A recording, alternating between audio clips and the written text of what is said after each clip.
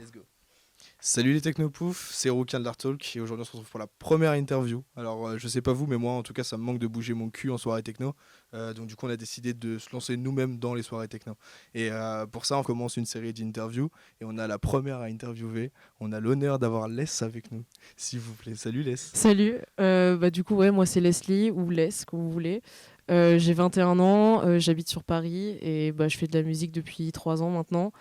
Et voilà. L'activité que j'ai demandé, c'était de mixer avec mon meilleur pote, Sofiane, a.k.a. Dramat, sur CDJ, parce que déjà on n'avait jamais eu l'occasion de faire un B2B. De base, je voulais amener mes 3 meilleurs potes, mais il y en avait 2 qui n'étaient pas dispo, donc c'est pas grave, au final, je fais ça avec mon bestie, c'est bien aussi. Je voulais vraiment partager ça avec mes potes aussi, parce que je me voyais pas faire une activité toute seule, et je me voyais pas faire une activité autre que de la musique parce que je sais rien faire d'autre que de la musique en vrai. Et puis je voulais vraiment partager ça avec mes potes parce que en vrai, s'ils étaient pas là, je serais pas là aujourd'hui quoi.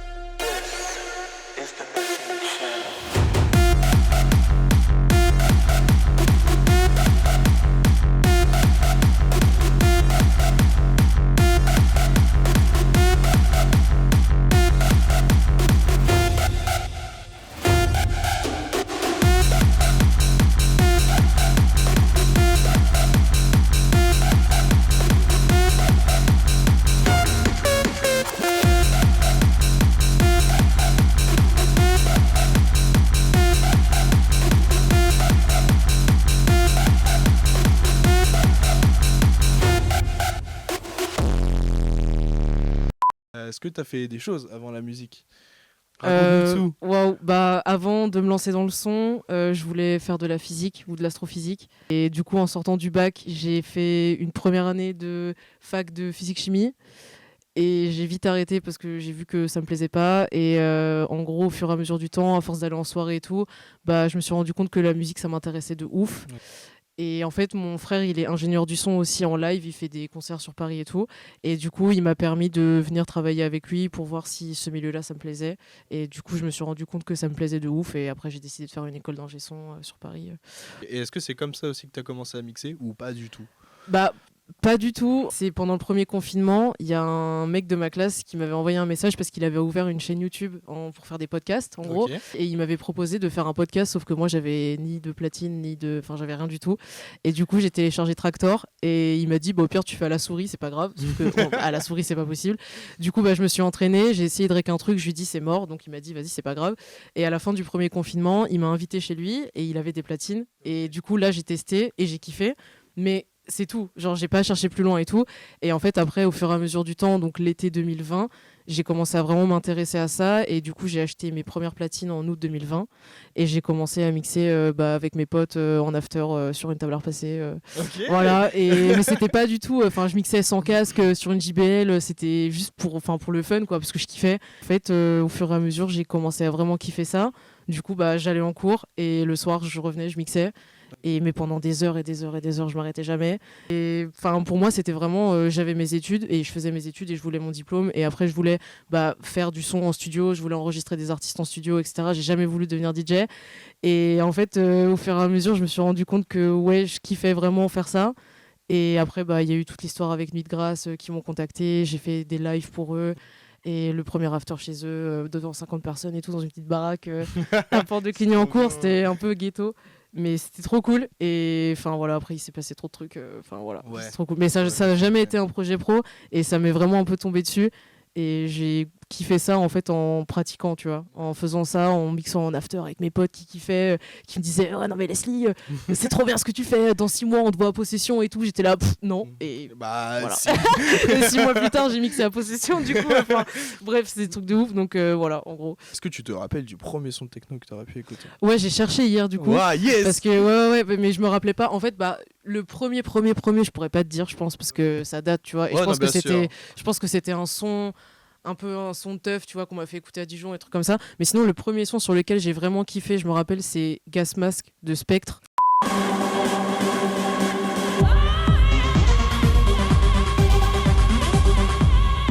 Genre, ce son-là, je le kiffe de ouf. Et c'est vraiment le premier son qui m'a marqué.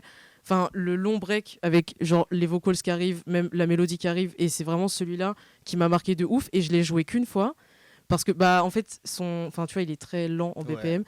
Et du coup je l'ai joué qu'une fois, je l'ai joué à la Vélo Techno pour NDG cet été et c'était trop cool et les gens ils ont trop kiffé et du coup je me suis dit il faut peut-être que je la rejoue un jour, tu vois, parce que en vrai ce track il est vraiment cool. Demande personnelle. Et... ok, ça marche. Ok, je la jouerai quand tu seras là alors. Yes. Sinon niveau soirée, est-ce que tu as le souvenir de ta première soirée techno à Paris autre que teuf, je veux dire vraiment soirée techno. À Paris, la teuf de Vincennes dans les bois quoi. Ouais, non. À Paris, je sais que l'une des premières soirées que j'ai fait, c'était une FFR avec des potes. C'était loin. C'était très loin. Et on avait marché genre 30 minutes, je sais même plus où, genre dans la forêt. Enfin bref, c'était un bordel. Et c'était trop cool parce qu'il y avait plein de petites maisons. Genre, et du coup, il y avait genre, je crois, 4 maisons avec genre des sound systems différents, des ambiances différentes. Il y avait genre de la trance, il y avait de la techno, il y avait de la house, il y avait plein de trucs. Et ouais, c'était une FFR et c'était vraiment trop cool. Donc, voilà. D'accord. Après, il y a eu la Boiler Room. Et ça, c'était ma première warehouse. Et je suis arrivée, j'ai fait OK. Et c'est ça qui m'a... Tu vois, là, j'ai signé les contrats avec la techno en vrai. Donc, ça a été le premier passage dans ta tête où tu t'es dit, je vais rester vraiment dans la techno. Quoi. Parce que tu vois, les autres soirées, genre musicalement, j'aimais bien. Mais bon, j'étais là, en fait, la techno, c'est peut-être pas pour moi. Enfin, tu vois, parce que c'était pas vraiment techno. Tu vois, il y avait un peu tout, de la house, de la psytrance et tout. Et j'aimais bien, mais tu vois, je passais des bonnes soirées parce que j'étais avec mes potes, mais la DA me plaisait pas trop. Et en fait, il y a eu cette Boiler Room. Et enfin, il y avait Nico Moreno, je crois, il y avait Parfait. Il y avait plein d'artistes. Et j'ai fait, OK. Il y avait 9x9 aussi. Oh là là. Et j'ai dit, OK, c'est bon. Il y avait qui ? Il y avait Joe Breakers. Oh, putain. Les Joe Breakers, et ça reste le meilleur set de toute ma vie jusqu'à présent.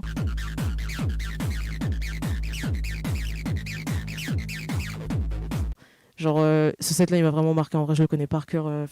Ils l'ont mis sur SoundCloud, je l'ai poncé. Genre, je l'ai écouté, je pense, plus d'une centaine de fois. Et enfin, voilà, vraiment, cette soirée-là, elle a signé le contrat avec la techno et moi, tu vois. Ouais, en même temps, Boiler. Ouais, en vrai, ouais. Enfin, je suis arrivé, j'ai vu la taille du hangar, j'ai vu tous les gens. J'ai fait wow. Et là, tu vois, vraiment, là, musicalement, ça me correspondait de ouf. Ouais. Et j'ai fait wow, putain, mais c'est un truc de ouf. En plus, c'était Boiler Room. Donc, il y avait des gens partout, derrière, devant. Enfin, des artistes de ouf. En plus, quand c'est une Boiler Room, les artistes, ils lâchent leur meilleur set, tu vois. Tu m'étonnes. Et du coup, t'es là, genre, waouh. Enfin, voilà, c'était un truc de ouf, en vrai. Ok. Voilà. Bon, j'espère que tu vas bientôt mixer en Boiler. J'espère aussi. Tiens. J'espère aussi bientôt, ouais, j'espère. Ce serait cool, putain, ce serait trop cool. Ouais. Si vous nous écoutez, Boiler, même nous pour faire des interviews, ça pourrait être vraiment cool.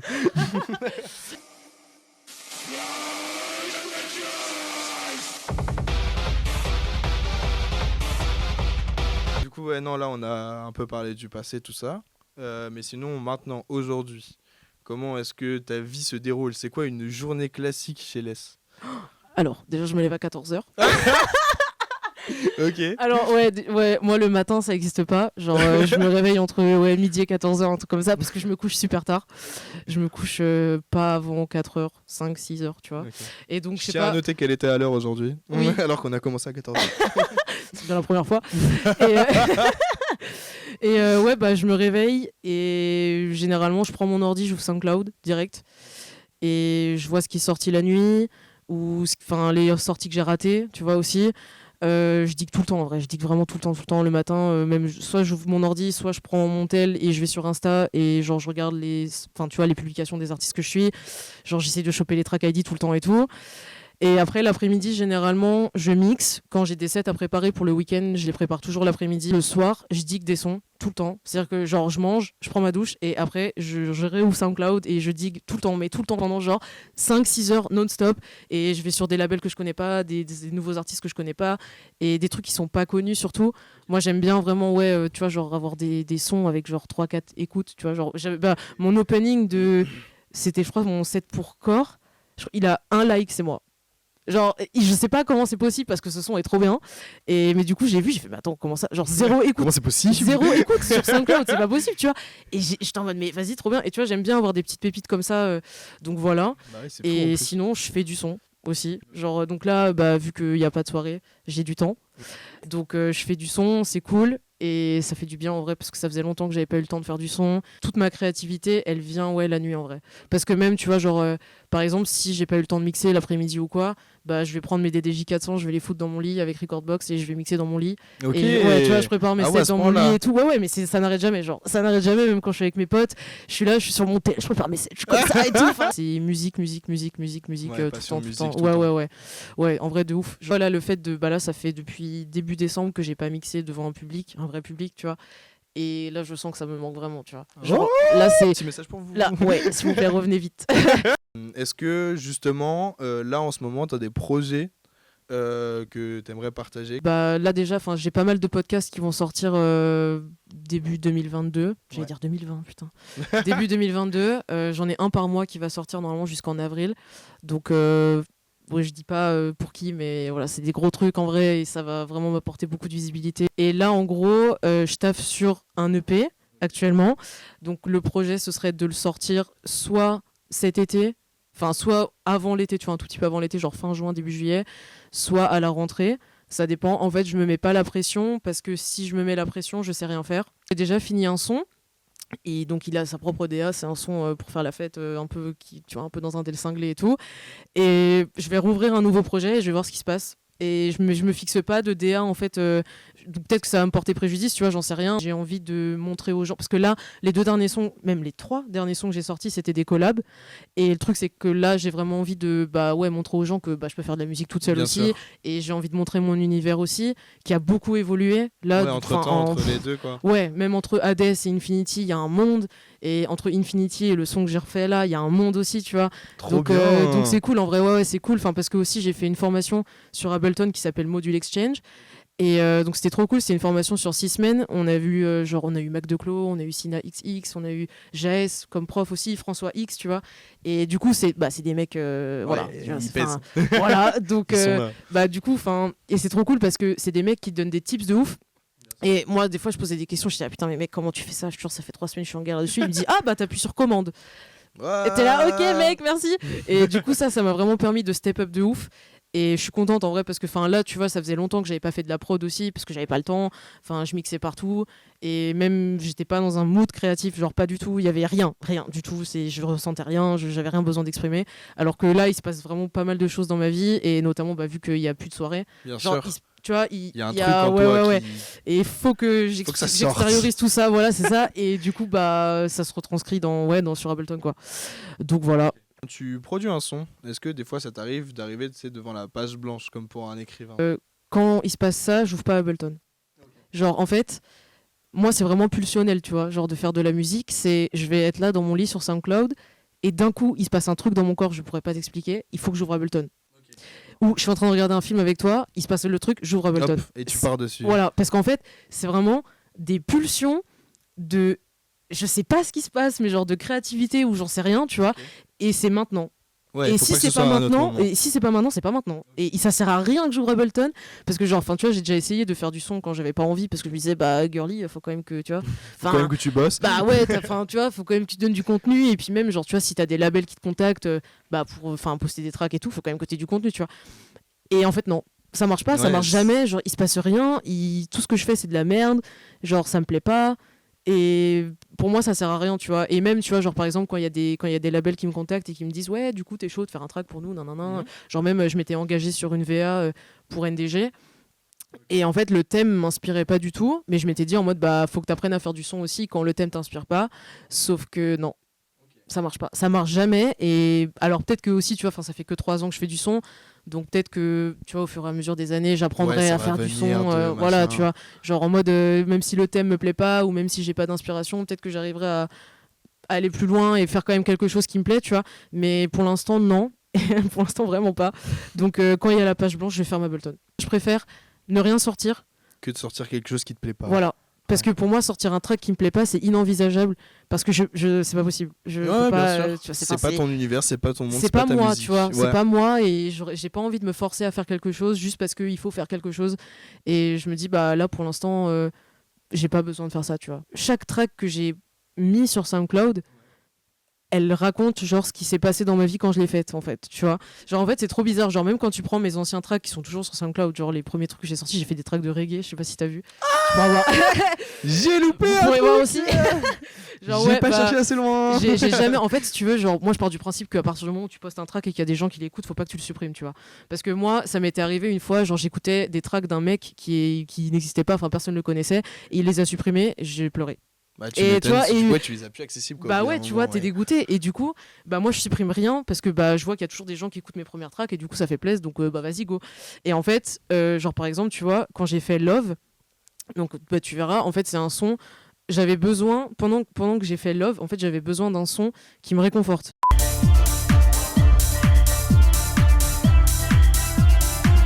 Okay. Parce que genre ça allait pas et j'avais besoin d'un son qui me dise ça va aller, genre t'inquiète, juste prends sur toi et genre ça va te donner de l'amour et it's okay, tu vois.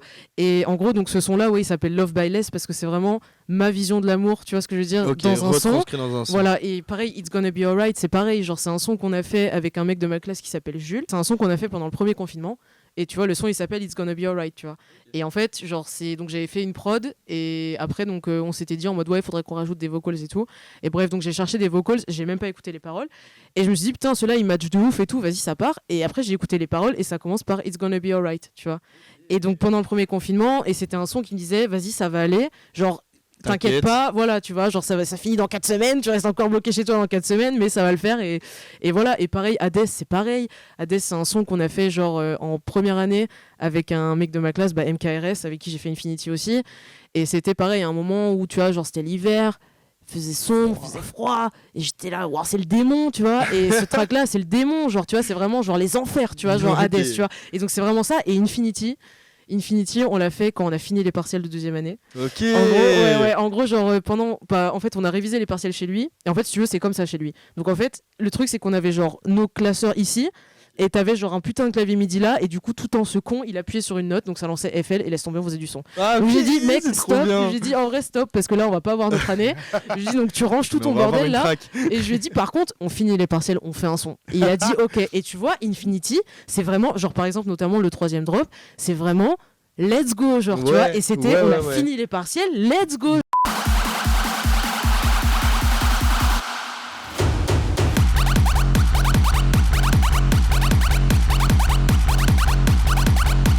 Genre, tu vois, on y va maintenant. Et voilà, et genre chaque track que je fais, ça raconte l'histoire de ma vie actuellement, tu vois. Là pareil, le son que j'ai fait, c'est un son pour être débile, et parce qu'en ce moment je suis dans un délire totalement débile, et c'est trop bien. Et tu vois, c'est ça, genre vraiment, enfin, et c'est pareil pour mes sets en vrai, tu vois, genre si tu me vois mixer vendredi et que tu me revois mixer vendredi d'après, ce sera pas pareil. Ce sera pas le même set, parce que dans ma semaine il se sera pas passé la même chose et je serai pas dans le même délire, tu vois.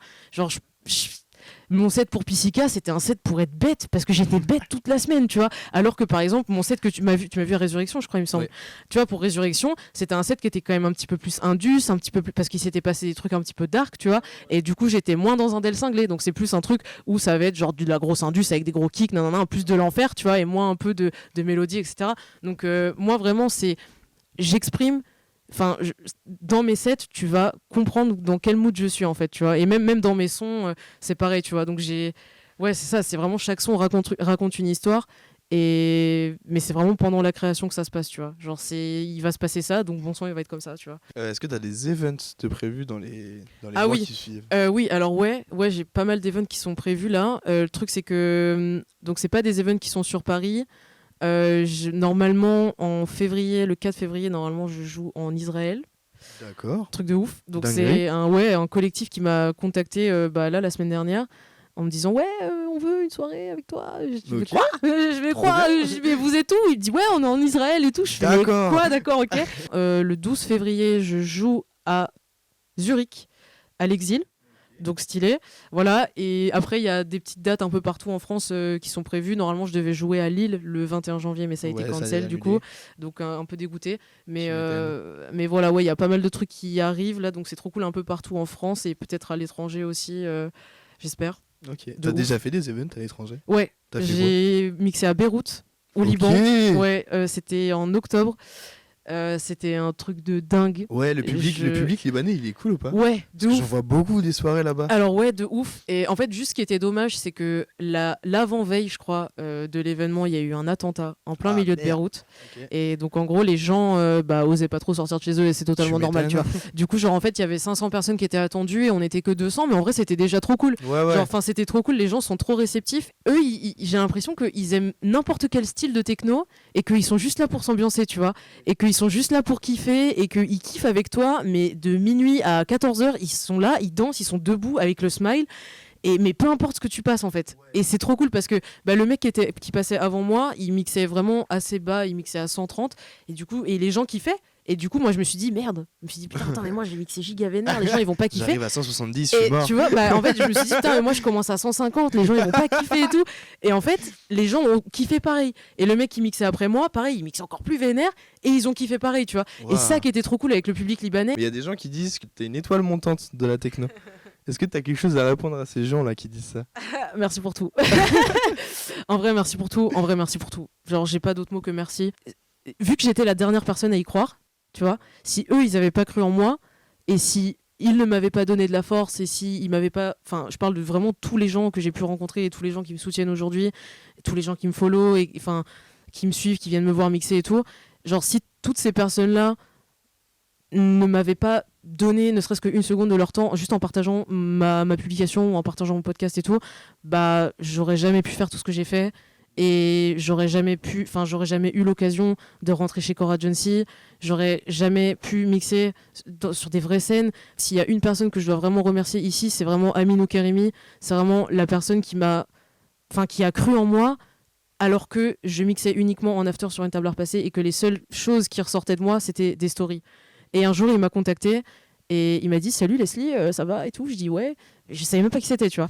Et il me dit « Ouais, on fait un after à Porte de Clignancourt dans une baraque et tout. Est-ce que tu veux mixer ?»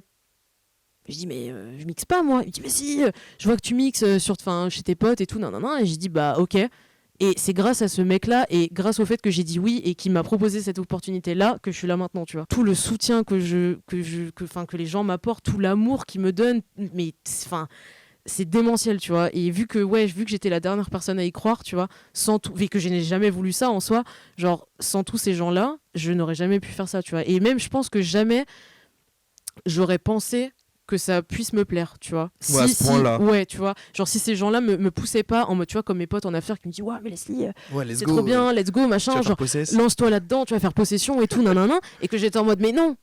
C'est impossible. Non, bien sûr que non, tu vois. Enfin, bien sûr que non, c'est pas possible, tu vois. Et si eux n'avaient pas été là, je n'aurais jamais rien fait, tu vois. Parce que, enfin, je serais en train de mixer dans ma chambre, quoi, tu vois, là, je pense. Donc voilà, donc vraiment, ouais, merci pour tout, genre. Merci pour tout, merci. Genre, même mes potes, ma famille qui me soutient de ouf. Enfin, j'ai vraiment de la chance d'avoir une famille qui comprend ce que je fais, alors que ça peut être compliqué, tu vois, pour des parents de comprendre l'univers de la techno. Et surtout d'accepter, tu vois, que ta fille rentre dans le monde de la techno, parce qu'on sait très bien l'image que les parents ont Bien de la sûr, techno, de la tu vois, techno. du monde underground et tout. Et du coup, franchement, juste ils me soutiennent, ils comprennent. Ils aiment pas forcément la musique. Donc, mon père était là à Résurrection au Grand Ah ouais Casino, il y avait mon père. Ah ouais. Et alors, je pense que je m'en souviendrai toute ma vie. Ah, mais- C'était genre dernier son de closing et tout. Donc je suis en train de mixer et là il y a une meuf, elle me regarde, elle me fait oh, j'ai trop kiffé ton set et ton père il est trop sympa. comment ça? Et là, je dis attends. J'ai dit comment ça, mon père, il est trop sympa. Donc je dis rien parce que faut que je mixe quoi, tu vois. Et là, donc je termine et tout. Et là, je dis mais t'as parlé à mon père? Et elle me dit mais oui, mais ton père, il est trop sympa et tout. Et mon père, il me dit ouais, j'ai parlé avec elle, elle était trop cool et tout. Je fais mais c'est quoi ce bordel? Genre je sais mais c'est quoi ce bordel? Genre c'est trop bien, tu vois. Et du coup, juste merci, genre que mes parents me comprennent et me laissent faire ce que j'aime, tu vois. C'est génial. C'est juste ouf. Et franchement, ça tu vois, c'est une grosse partie de ma réussite aussi, tu vois, parce que j'ai pas ce stress là de me dire putain, la mes famille, parents la pression ils vont derrière être tout déçus, ça. tu vois, ouais, voilà. Et du coup c'est trop cool, même mes potes qui me soutiennent depuis le jour zéro, genre tu vois, enfin qui ont toujours été là pour moi, qui ont tout vécu avec moi, tu vois, genre quand putain, ça me donne envie de pleurer, quand tu vois, genre quand genre Anne-Claire et Mathilda m'ont proposé Pourquoi Agency, tu vois, genre je suis sortie, j'étais en larmes, ils étaient en mode on est trop fiers de toi, come on et tout, et moi je réalisais rien, et ils étaient en mode mais tu mérites, tu vois, ils me poussent tous les jours à faire mieux. Et ouais, non, enfin, sans tous ces gens-là, en vrai, je serais pas là, tu vois. Genre vraiment. Et je pense que j'y aurais encore moins cru, tu vois. Parce que c'est vraiment eux qui m'ont aidé à me sortir les doigts du cul et à dire go. Et quand j'ai mixé à la Flash Cocotte, première vraie date, 1000 personnes. Je suis arrivée, j'étais comme ça, j'arrivais même pas à planter mon disque tellement je tremblais. Et quand t'as juste tes potes qui sont derrière toi et qui te mettent des mains dans le dos pour te dire genre ça va aller, tu vois. Ça va le faire, on est là. Ouais, là tu pars. Let's go, tu vois. Et si j'avais été toute seule, je pense que ça aurait été dur, tu vois. Donc ouais, vraiment, merci pour tout. Merci pour tout. C'est génial. Donc voilà, ouais, non. Mot. En vrai, ouais, j'ai pas d'autres mots, tu vois, parce que on se rend pas compte à quel point c'est important, tu vois, le soutien. En fait, quand t'es pas artiste et quand tu fais juste du son dans ta chambre, tu te dis, tu vois, mes potes ils partagent, en vrai c'est cool, mais ça m'apporte rien en fait, tu vois. Mais tu te rends pas compte, quand ça prend de l'ampleur, c'est là où tu te rends compte à quel point juste un partage dans une story, c'est important. C'est important et ça a de la valeur de ouf. Voilà, c'est ça. Quelqu'un peut voir et cette personne-là, elle peut te donner des opportunités de malade. Et si tu n'avais pas repartagé, elle n'aurait pas vu. Donc je n'aurais pas eu cette opportunité. Donc je ne serais pas là. Et franchement, donc tous les gens qui prennent, tu vois, genre une seconde juste pour mettre dans leur story ou juste pour mettre des vidéos ou enfin partager ou quoi, juste ça, merci, tu vois. Genre ça paraît rien, mais en fait c'est tellement énorme parce que maintenant les réseaux c'est quand même super important. Et ouais, franchement, si tu vois que les gens ils te soutiennent sur les réseaux et tout, tu vois, t'es en mode putain, waouh, merci, genre ça fait plaisir, tu vois. Tu m'étonnes. Parce qu'il y a le après la soirée, tu vois. Tu fais ta soirée, les gens ils mettent des vidéos de toi, ils sont cool et tout. Puis quand tu vois que t'as des gens qui te follow, que t'as des gens qui te follow sur SoundCloud, tu vois, qui suivent ton travail, ouais, tu vois vraiment. Ouais. Et là t'es en mode waouh, putain, merci pour tout. Encore une fois. Est-ce que là, comme ça, t'aurais 3 sons en tête que tu pourrais lâcher qui te font kiffer en ce moment? Il y a un son, ce son-là, quand je l'ai découvert, j'ai jeté mon téléphone. J'ai littéralement jeté mon téléphone. À premier degré. À premier degré. C'est qu'en gros, genre, j'étais sur SoundCloud et bon, tu vois, des fois, je réponds à des messages genre normal et j'étais comme ça. Et là, il y a un drop qui est arrivé. J'ai fait, j'ai jeté mon téléphone. J'ai fait what?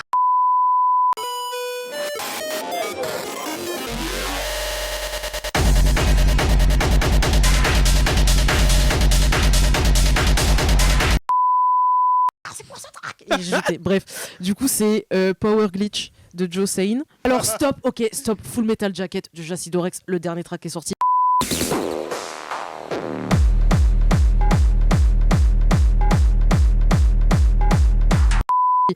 Wow. Ok, donc je l'ai écouté, la première fois qu'on l'a écouté, j'étais avec Sofiane, on était dans son appartement, on a tout cassé. Genre, le dernier EP de Sarah Landry, il est vraiment très très très très qualitatif. Genre, le son que je préfère, c'est Addictive Personality. Highly addictive.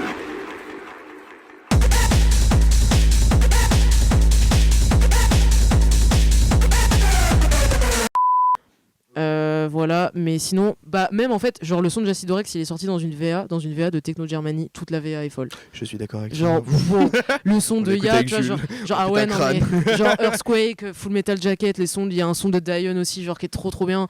Genre, bref, voilà, pour l'instant, c'est ce que j'écoute en ce moment, genre vraiment cette VA là.